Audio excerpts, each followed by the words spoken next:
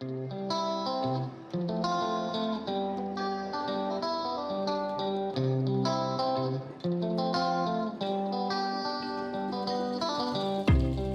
and welcome to the Discover Florida Tours YouTube page. Today, we're taking a ride on the Hubbard's Marina ferry to visit Egmont Key. Egmont Key is an island in the mouth of Tampa Bay that can only be reached by boat. A Florida state park and National Wildlife Refuge takes up most of the island, which was named Egmont Key by the British in 1761 after the Earl of Egmont. Like the rest of Florida, Egmont Key alternated between Spanish and English control during the 18th century before becoming part of the United States in 1827. The main shipping channel into Tampa Bay lies just north of the island, and with numerous shoals in the area where large ships can run aground, Egmont Key seemed like a good location for a lighthouse. The first lighthouse was built in 1847, but immediately destroyed by the most powerful hurricane on record to ever hit the area, the Great Gale of 1848. The original lighthouse was a total loss, but the second one, built 10 years later in 1858, still stands today and greets visitors when they arrive at the ferry dock.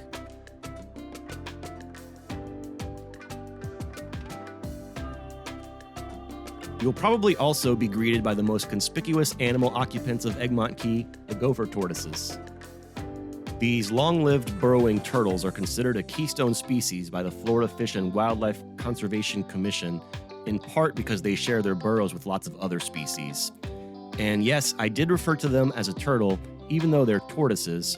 It turns out that all tortoises are turtles, but not all turtles are tortoises, so the gopher tortoise is technically a type of turtle.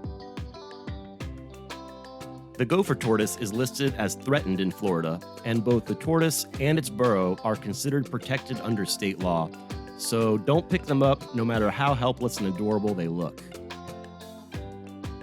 The northern part of Egmont Key is mostly covered by the native slash pine trees. Not only is the wood of these slash pines unusually high strength, exceeding even most hardwood trees, but the pine needles make an excellent mulch. This ground cover prevents weeds and looks really nice in my opinion. I can never understand when I see homeowners continually rake up these lovely needles to reveal sunburnt, patchy St. Augustine grass that's mostly weeds anyway. The best beaches on Egmont Key are mostly on the west side of the island facing the Gulf, and these are hands down some of the best beaches in Florida. Honestly, I love history, but I think for most people, this is the number one reason to come to Egmont Key. It's one of the only places other than the Florida Keys where you can snorkel since the water is so clear. Lots of boats drop anchor here to enjoy the beach. I was here on a Friday out of season, so it wasn't too crowded, but I heard it gets pretty busy on the weekends, so maybe consider visiting on a weekday in summertime if you want that secluded tropical beach experience. Definitely wear lots of sunscreen and be sure to have a hat. These are the ruins of a coal power plant that used to provide electricity to Egmont Key. The park ranger told me that when it was built, this was in the middle of the island, but that 100 years of erosion, mostly caused by passing hurricanes, washed away so much of Egmont Key that it's now on the coast. This building wasn't destroyed in a hurricane, though. The park staff said it was blown up on purpose for safety reasons. I guess they wanted to control when the structure collapsed so it didn't happen with anyone inside. In the 19th century, Egmont Key was used as a camp for captured Seminole Indians who were being sent from Florida to Oklahoma at the end of the Third Seminole War, in what was ultimately a part of a larger forced migration of Native people known as the Trail of Tears. The island was occupied by the Union Navy during the American Civil War. Later, the Spanish-American War led to the construction of Fort Dade in 1898. Our ferry captain called this part of the island the Ghost Town because this brick pathway passes alongside the foundations where old military buildings like barracks and storehouses used to stand.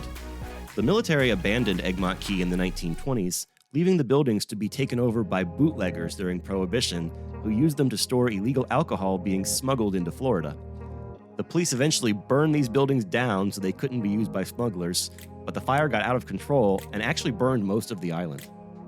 There were a lot of cabbage palms with scorched trunks in the middle of Egmont Key, but it turns out that these were not burned back in the 1920s, but in a subsequent fire. Some of the native plants on Egmont Key include the wax myrtle, sea grape, which has an edible fruit, and strangler figs. There were also lots of native cabbage palms and grasses on the island. The southern end of Egmont Key isn't part of the state park and is off limits to the public. There is a protected bird sanctuary there, but it's also where the harbor pilots live. Since 1926, Egmont Key has been the location for the Tampa Bay Pilot Association's pilot station. The harbor pilots live on the island and are ferried out to the big ships entering Tampa Bay, where they use their specialized knowledge of the physical geography of the bay to steer traffic safely into and out of the Port of Tampa. I personally know a harbor pilot, and I understand that a lot of them are from multi-generational families of harbor pilots. Their unique knowledge of the underwater landscape has been passed down from one generation to the next. Speaking of ghost towns, the beach area by the pilot station is a ghost forest of dead palm trees, but these trees didn't die in a fire. They've died as a result of erosion of Egmont Key and saltwater inundation of their roots.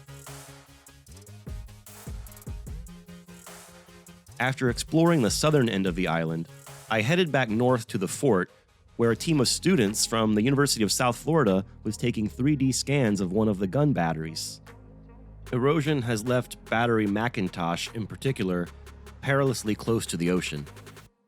I was lucky and got to follow the team up to the top of the structure and learn how they're using 3D scanning technology to make a virtual replica of the fort before it's lost forever to time. You can see that more and more boats are starting to arrive, which takes away some of the serenity of the island, but who can blame them for wanting to spend time at such a beautiful place?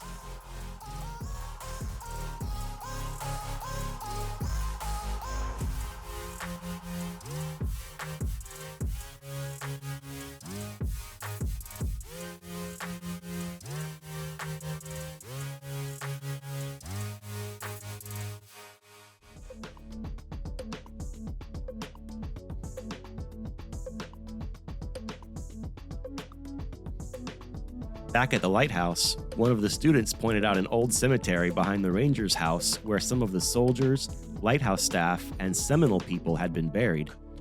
I was told the bodies had been moved in the early 20th century and weren't on the island anymore, but it still seemed appropriate to pay some respect there.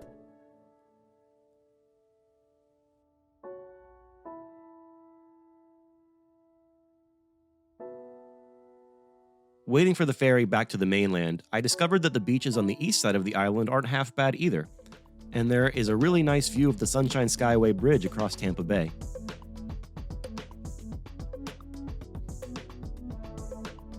But don't swim out too far, as this is also the main shipping channel to the busiest port in Florida. That's right, Miami may be the cruise ship capital, but in terms of tonnage, the Port of Tampa is the biggest in the state.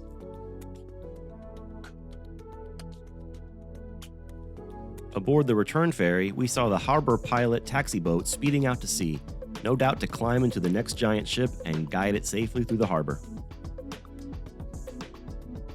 Whether you're visiting Florida or you live in the area, I would definitely recommend a trip to Egmont Key.